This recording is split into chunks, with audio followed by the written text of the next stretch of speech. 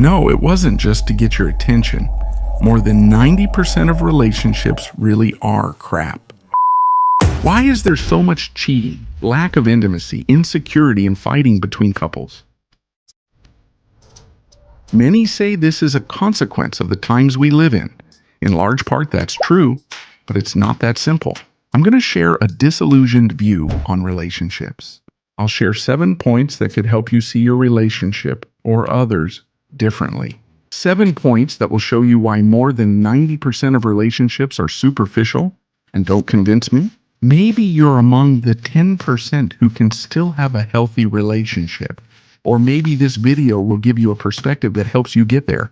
I don't know, in the worst case, just curse me out. Share your views, arguments, and experiences in the comments. I'm open to listening. I love you. I don't love you. But enough stalling, let's get started. Nowadays, what you see the most are people talking about relationships. You cheated, didn't you? Rotten hell, my friend. You can't marry someone who isn't going to be the best sex you've ever had. We each have our own bedroom, but sleep together when we want, I tell him. If you find someone you want to experience something with, I'll totally understand. But you know what catches my attention more than all these theories and rulemaking? The absurd outrage that these controversial opinions generate. Want to test it? Drop any of these opinions in a family or friends group, or, even easier, just take a look at the comments on these videos. People lose their minds, get upset, attack each other, and I keep wondering, is it really worth all that? Obviously, you don't have to agree. We see a lot of nonsense, but why do these statements cause so much anger and resentment? To begin with, the topic of relationships by itself is already quite delicate. It covers a topic filled with strong emotions, high expectations, love, and the meaning many people find in their lives. Criticizing relationships is like insulting a sports team to a devoted fan. Criticizing a believer's religion is an instant emotional trigger. But now it's clear that behind all this outrage, no matter how much it's denied, there's a deep insecurity hiding. Or do you think that if you were completely secure and satisfied with your relationship, an opposing opinion would bother you that much? Would someone who has traveled to space and seen with their own eyes that the Earth is round feel offended by a video of a flat earther explaining their theory? I view this discomfort as stemming from insecurity, as most people aren't confident in their beliefs because they've never really questioned them. They accept ready-made models without thinking, exploring, or considering other perspectives. Imagine that. Someone married their entire life, experienced different dynamics, and always believed in and followed traditional marriage rules. He stayed faithful, despite feeling strong desires for others. One day, this person hears someone claim polygamy is natural and functional. Often, a comment like that comes across as an insult to how this person chose to live. But that's not all. What's even worse is imagining that your partner might be having desires for someone else. This can be unsettling for those who avoid exploring human nature and accept the easy answers provided by institutions and culture.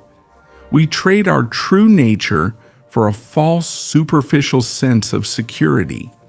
This denial can trap relationships in rules and off-limits topics, contradicting the mind's natural fluidity and complexity.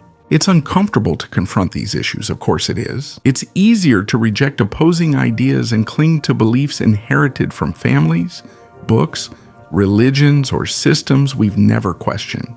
And to preserve these ideas, we're willing to sacrifice our individuality and lose ourselves in the process, becoming blind defenders of something that doesn't always reflect who we are. I see this outrage as nothing more than a reflection of how insecure we are about what we defend so strongly. The goal isn't to review these opinions and find a final universal answer. As Marcus Aurelius used to say, everything we hear is an opinion, not a fact. Everything we see is a perspective, not the truth.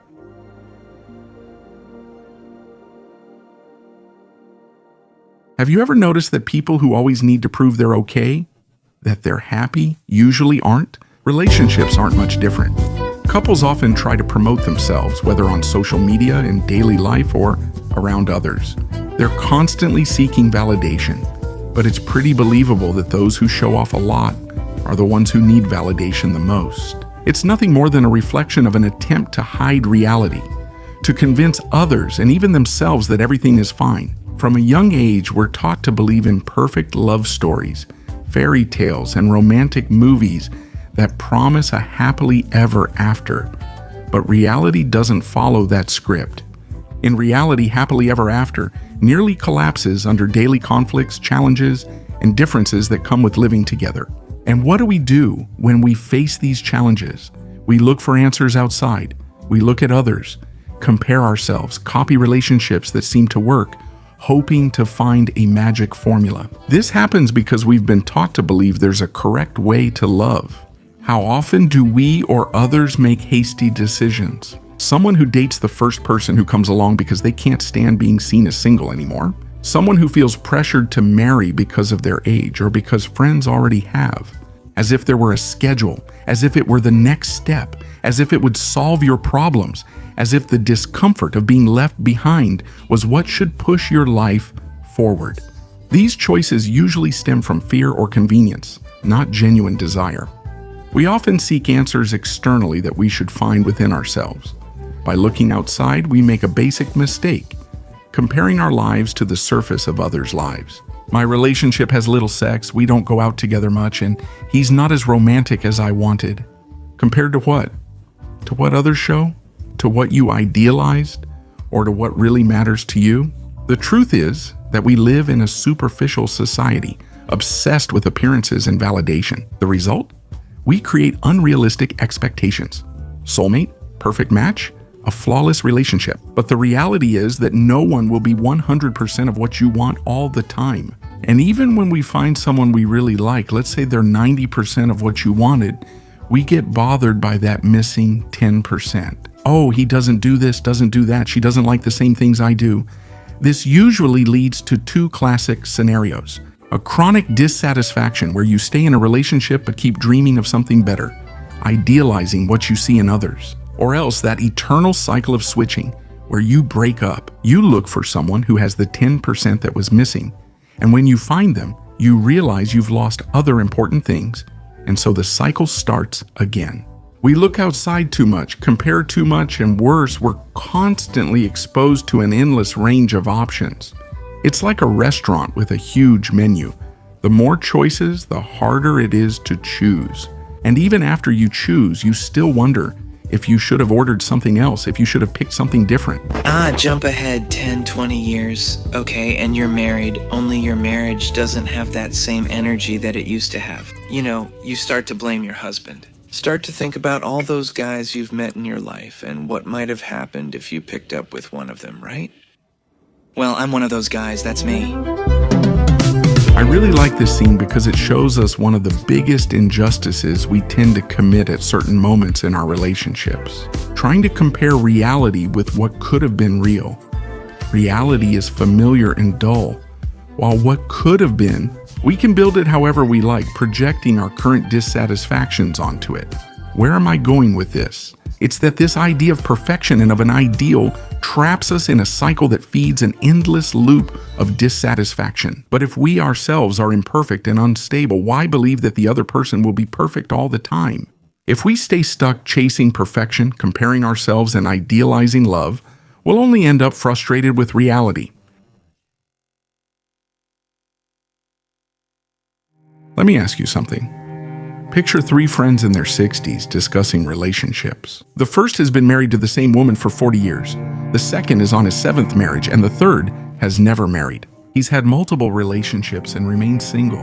The three share their views and advice on having a successful relationship.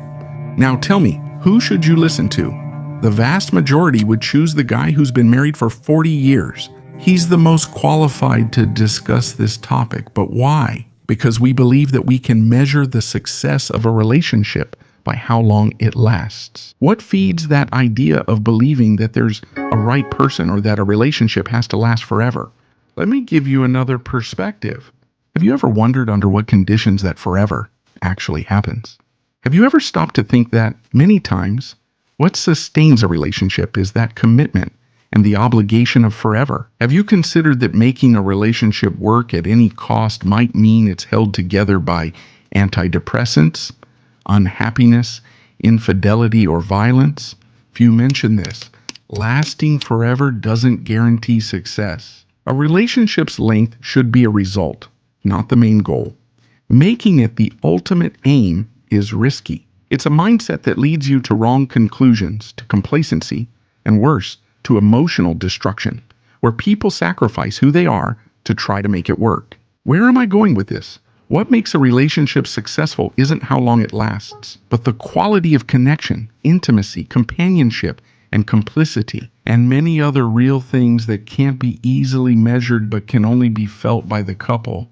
In my view, it doesn't matter if these things last forever. If you had this one day, even for a brief period, you can say you've already had a successful relationship. And going back to the 360-year-old friends, why dismiss the view of the man who went through several marriages or the one who lived intensely and decided not to get married?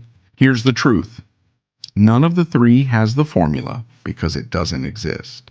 Each one's advice only reflects their own experiences, and what worked for one could be exactly what would ruin the other's life.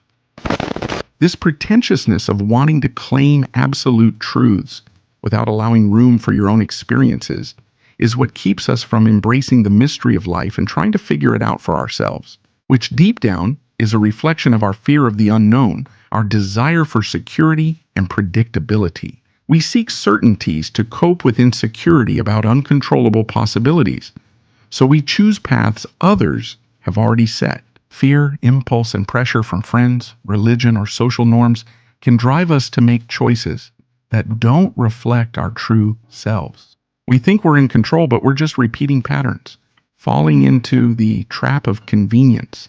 A classic example of what I'm describing is the profile I call "Don't Make Me Cry," a name inspired by a scene from Ocean's 11. Does he make you laugh? He doesn't make me cry. It was clear.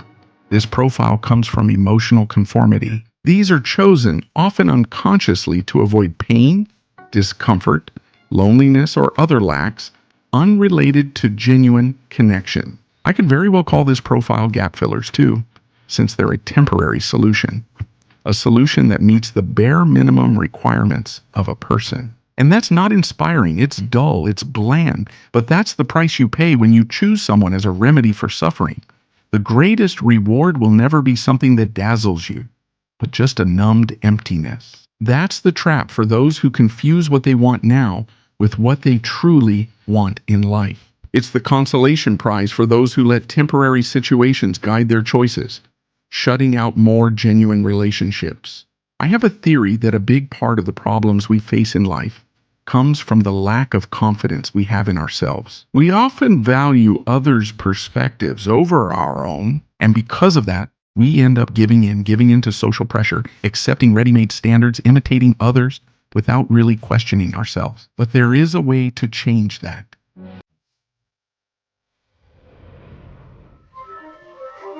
The modern era arrived like a hurricane, changing the dynamics of relationships in a way we've never seen before. And if you think it's bad now, you'd better get ready. We'll see more and more divorces, betrayals, fights, and shorter relationships. In the generation of today's grandparents and great-grandparents, divorces were rare, seen as a moral failure, a last resort.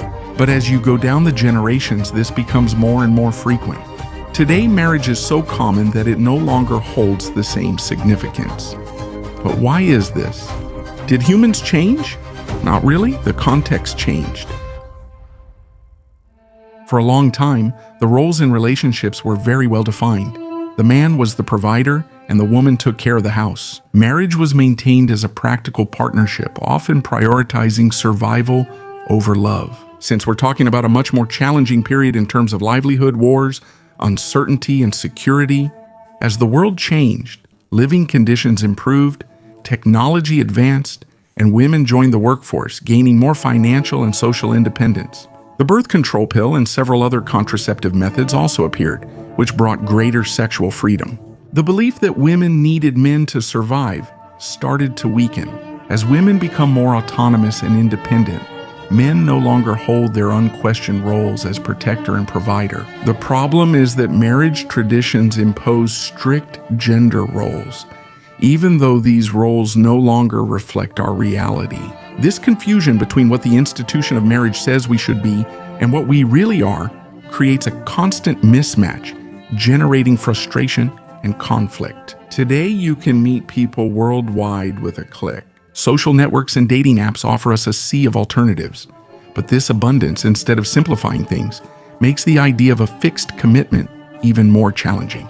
I could spend this entire video discussing how this new world affects relationships. But the point here isn't to keep blaming modern times, technology, or whatever else for making relationships harder.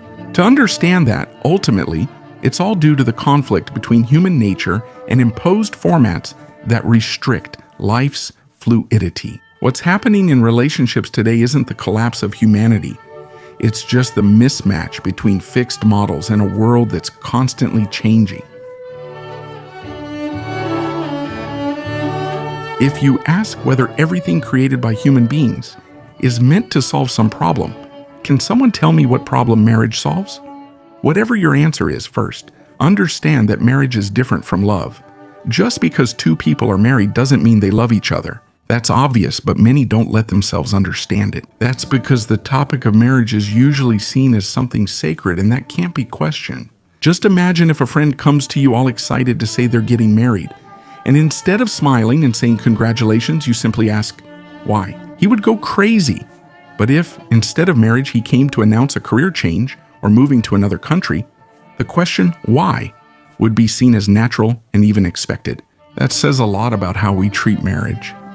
As unquestioned, even though, at its core, it's just a symbol. It's not love, but rather an attempt to represent love, a format designed to ensure security, stability, and social validation in a relationship. Weddings are enjoyable because they're shared with everyone through celebrations, contracts, and symbols like rings. Sharing has a purpose. It builds complicity, similar to how people quitting addictions are more successful when they share their challenge. Marriage relies on witnesses, rituals, and symbols to strengthen commitment, but not everything is so clear-cut. Consider a man in a bar wearing a wedding ring, the symbol of commitment, and observe how that affects some women. That's right, human nature is more contradictory than it appears. The problem is we're not honest and don't try to understand what marriage truly means. We like to believe it's more than a symbol, that it holds magical power to transform or protect. In reality, it's just a social formality, independent of love. I'm not saying you shouldn't get married. Do what you want. Just understand marriage itself won't protect your relationship. What should sustain your relationship is love, trust, desire, respect, or anything else that's much greater than a mere social formality. I'd like to end this topic with a question. For love to be true, do we really need to involve the state, the church, friends, rings, and vows? Or does all of this only exist because we're afraid to face the harsh reality that love by itself has no guarantees? We need to understand that we are different people wanting to share a life, not identical people trying to prove we were made for each other. We have different tastes and interests, and that's not a problem. People try to downplay differences to create a false idea of perfect compatibility. Understand one thing. A relationship will never work in a healthy way as long as individual freedoms are not preserved.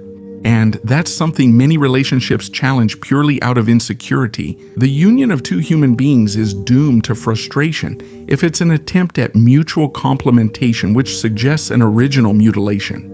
The desire to control your partner's life, restricting friendships, hobbies, or even ambitions is just a way to mask the fear of losing them. And if you think that the only way to sustain your relationship is by depriving the other person of following their own path, putting them inside a prison, you're only postponing something that's already bound to happen. If you can, be happy with your life, my love.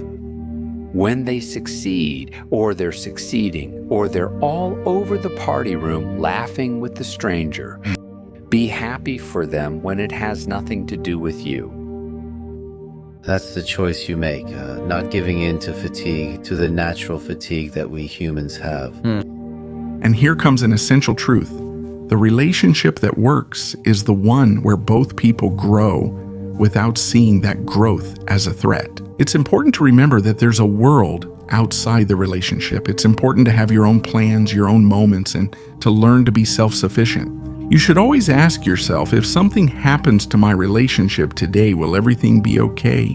I believe that as long as the answer is no, you need to make some adjustments. And that doesn't mean not loving or not giving yourself to the relationship, but simply taking care of what is your most precious asset in a healthy relationship, yourself. And that's not selfishness as some might think. It's simply taking care of yourself. It's about seeking to become a better person, which in the end should only bring benefits to the relationship. But that's not how people usually think. Many couples often pull each other down instead of helping each other grow. Couples who gain weight together often become complacent and use love as an excuse to lose ambition. You've seen it before. People who care about their looks, health, and ambitions, when single, often lose their spark and let themselves go after finding a partner. The partner often doesn't complain because they feel like it makes the relationship more secure. Who would care about someone who no longer stands out? This feeling of security is just an illusion. Lack of interest and care don't protect a relationship, they only corrode it. The relationship becomes stable but stagnant, a calm sea but lifeless. Long-lasting relationships exist, but they require constant growth. It's not about being perfect all the time, but about keeping the spark alive, challenging each other to be better, and accepting the same challenge for yourself. Both need to grow individually so that the relationship can grow together. And yes, sometimes that growth can lead to different paths. That's okay. Forcing what no longer works is more harmful than accepting it's time to change. Love should be a space for mutual growth, not a prison where each person shrinks to fit the other's mold.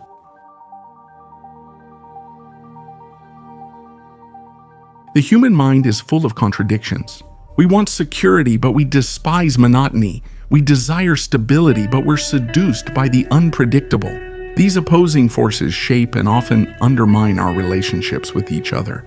From an early age, women are exposed to a narrative of idealizing marriage, finding Prince Charming, planning the dream wedding, building a perfect life.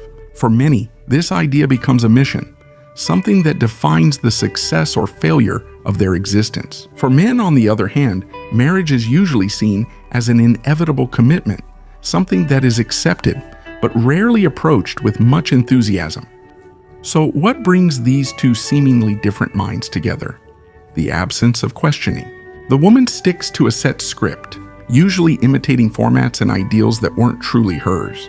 The man, in turn, passively accepts, avoiding creating conflicts for what he considers an inevitable fate, and thus relationships are born out of misunderstandings. They begin with unspoken expectations, with roles assumed out of cultural obligation, and with a lack of transparency that only grows over time. No one questions the contradictions, neither their own nor those of the other. And maybe that's exactly where the real paradox lies. We build relationships based on conventions and traditions that we don't understand, while ignoring the complexity of who we really are. And in the silence of this game, what was meant to unite ends up destroying. When we delve into the dynamics between the sexes in relationships, we realize that it's full of paradoxes, a dance between desires and insecurities that often seem impossible to align. For example, the emotional security women seek in relationships can paradoxically stifle sexual desire for their partner over time. What I mean is that female desire is often fueled by mystery, autonomy, and unpredictability. These aspects often fade with excessive togetherness and the search for comfort. This creates a strange dynamic where this need for emotional security is often filled with excessive tension or submission from men. But the truth is, the more a man gives in to meet this need for security, the less exciting he becomes. Mystery fades, and autonomy gives way to complacency, often seen as being a pushover. And the one who was once a challenge becomes a certainty.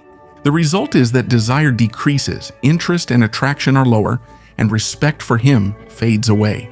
As for the man, he also lives through a silent dilemma. He secretly feels oppressed by the role he is forced to play in the relationship, something he will hardly ever admit because he's afraid of being disrespected for it. The role I mean is being the responsible, rational, and steady pillar of the relationship. It's a role that instead of strengthening him, often pushes him towards self-destructive behaviors. So, unable to face his insecurities and contradictions, the man feels compelled to escape, betray, indulge in addictions, excess, aggression, and even leave his family.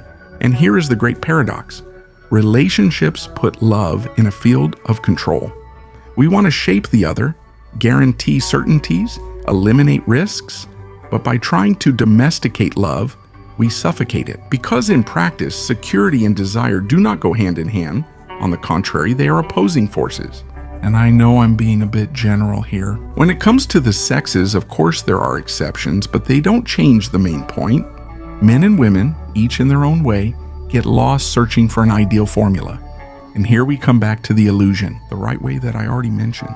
We believe there's a magic solution to balance a relationship, but the truth is that it's all just a game of imbalances. In theory, everything seems simple. Do this to improve things or that to strengthen the bond. But in reality, it's not that straightforward. You give more space and insecurity grows, you get too close and desire disappears. We work hard to please others, yet we don't even know what we want ourselves. And in this attempt to control the uncontrollable, chaos sets in. There is no real conversation or true understanding, only assumptions and unspoken expectations. In the end, each one fights their own internal battle while trying in vain to guess the others. In this silent battle, as each person balances their own paradoxes and ignores the others, confusion arises and nobody understands anyone. Well, my recommendation, I think you should